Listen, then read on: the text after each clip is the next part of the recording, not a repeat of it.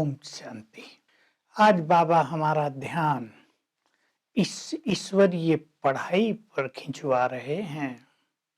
पढ़ाई को source of income कहा जाता है। बाबा कह रहे हैं, बच्चे सोचो, तुम भगवान से पढ़ रहे हो, जिसे लोग ढूंढ रहे हैं, जिसकी लोग पूजा कर रहे हैं।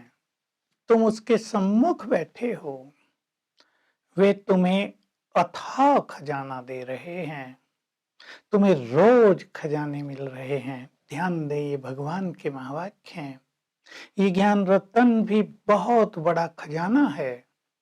बाबा ने बहुत सुंदर बात कही, अपने को भी सुखदाई बनाओ, अपने परिवार को, बच्चों को भी सुखदाई बनाओ। यानी आपके घर परिवार में सुख ही सुख हो जाए, सब सुखों में आ जाएं, सुख का लेन देन करने लगे।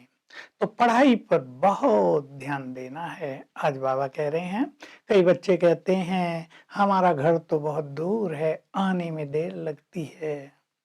बाबा कहते हैं, देखो बच्चे, तुम तीर्थों पे कितने धक्के खाते थे, पैदल चलकर भी आओ, तुम थकोगे नहीं। उमंग हो पढ़ाई का, सच बहुत बड़ी कमाई है। हम देखें बच्चे कितनी मेहनत करते हैं अच्छी पोजीशन पाने के लिए, कोचिंग करते हैं, रात दिन मेहनत करते हैं, सब कुछ छोड़ देते हैं।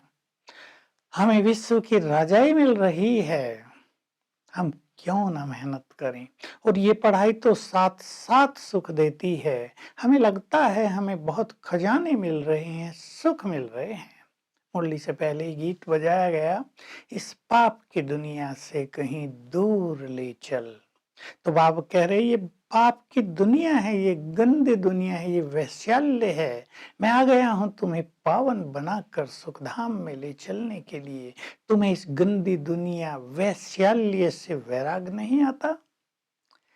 मैं तुम्हें कहता हूं तुम पतित से पावन बनो, तो ये पाप की दुनिया भी समाप्त हो जाएगी, तुम्हारे दुख भी खत्म हो जाएंगे, तुम सुखधाम में चले जाओगे। तुम्हें पवित्र बनना है, घर गृहस्थ में रहते पवित्र बनना है।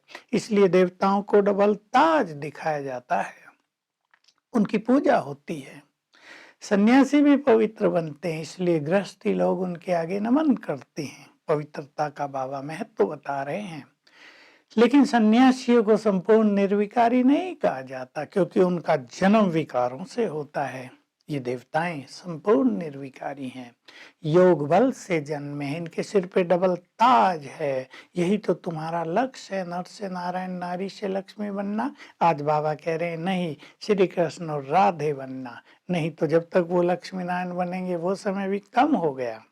तो तुम्हारा लक्ष्य संपूर्ण पवित्र बनना है। बीच में ज्ञान की तलवार रखो और घर गृहस्थ में रहते हुए पवित्र जीवन व्यतीत करो। तो बाबा हमें आज ज्ञान का बड़ा महत्व बता रहे हैं कि जब तुम क्लास में बैठते हो तो टीचर भी समझ सकते हैं इनकी बुद्धि कहीं भटक रही है, उबासी आ रही, जभाई आ रही है। इसका अर्थ है कि कमाई फील नहीं हो रही है, कमाई में कभी सुस्ती थकान नहीं होती है। व्यापार में लोग 1-2 बजे तक भी जागते रहते हैं।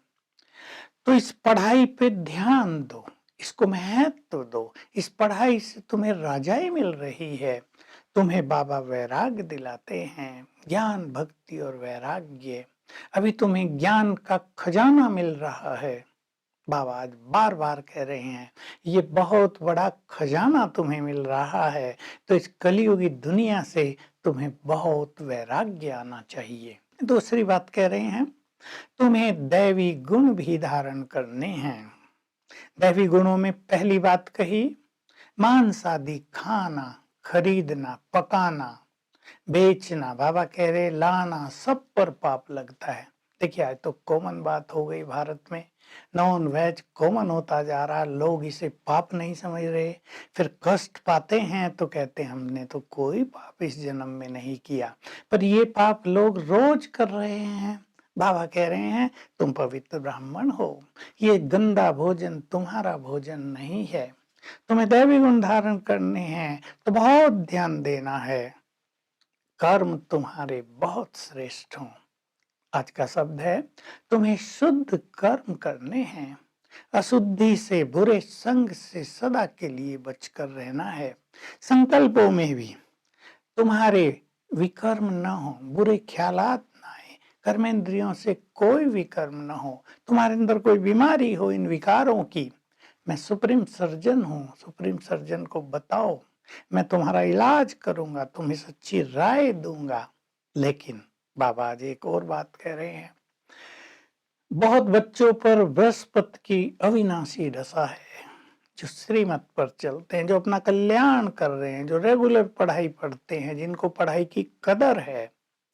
और बहुत बच्चों पर राहु की अविनाशी दशा, उसको बाबा अविनाशी कह रहे हैं, जो पढ़ाई पर ध्यान नहीं देते, कभी श्रीमत पर चलते हैं तो कभी रावण की मत पर चलते हैं, अपना ही कल्याण करते रहते हैं। तो बाबा आज बहुत ध्यान दिला रहे हैं हमारा, तुम्हें श्रेष्ठ जीवन बनाना है, बहुत सुखदायी बनना है, इस कलयुगी दुनिया से मुंह मोड़ लेना है। बाबा योग के लिए हमें बहुत अटेंशन दिला रहे हैं। तुम्हारी योग में स्थिति ठहर जानी चाहिए, मन भटकना नहीं चाहिए। और एक राज बता दिया, सतो प्रधान बुद्धि वाले ही योग युक्त रह सकते हैं। चिंतन करेंगे सभी इस पर, योग ऊपर नीचे होता रहेगा। जब तुम्हारी याद कंप्लीटली ठहर जाएगी, तब तुम कर्मातीत अवस्था को प्राप्त कर लोगे, तब फाइनल लड़ाई लगेगी। तब तक लड़ाई लगती रहेगी, बंद होती रहेगी, ये भी हम देखेंगे, बहुत अच्छी तरह देख भी रहे हैं अब। तो हमारे योग पर सारा खेल का मदार है। और रहस्य बाबा ने बताया, दुनिया में इस बात को कोई नहीं जानता, जब तक देवी स्वराज की स्थापना नहीं हुई तब तक फाइनल महाभारत युद्ध हो नहीं सकता।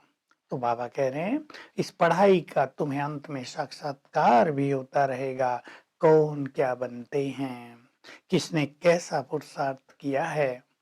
वरदान में बाबा बहुत ही सुंदर गहरी बात है ये, अपना सर्वस्व सेवा में अर्पित करो तो तुम पुण्य आत्मा बन जाओगे। आज सर्वस्व किसको कहा, ध्यान देंगे, जो सेवा करते हो उससे भी विश्व कल्याणार्थ बाबा को अर्पित कर दो। देखिए बहुत गहरी बात है, सेवा करते हैं, हमें खुशी भी होती है, होनी भी चाहिए, पर मैंने किया ये नहीं, अर्पित करो बाबा, इस सेवा को, इसके पुण्यों को विश्व कल्याण में लगा दो। अपना तन, अपनी खूबियां निस्वार्थ भाव रखते हुए सब कुछ सेवाओं में लगाओ तो तुम पुण्य आत्मा बन जाओगे। और स्लोगन कह रहा है, ये बहुत प्रैक्टिस की बात है कि हम अपनी मुश्किलातें प्रभु अर्पण कर दें तो सब कुछ सहज हो जाएगा। सब करेंगे, जो भी मन पर बोझ हो, चिंताएं हो, समस्याएं हो, प्रभु अर्पण करके फिर पुरुषार्थ करेंगे।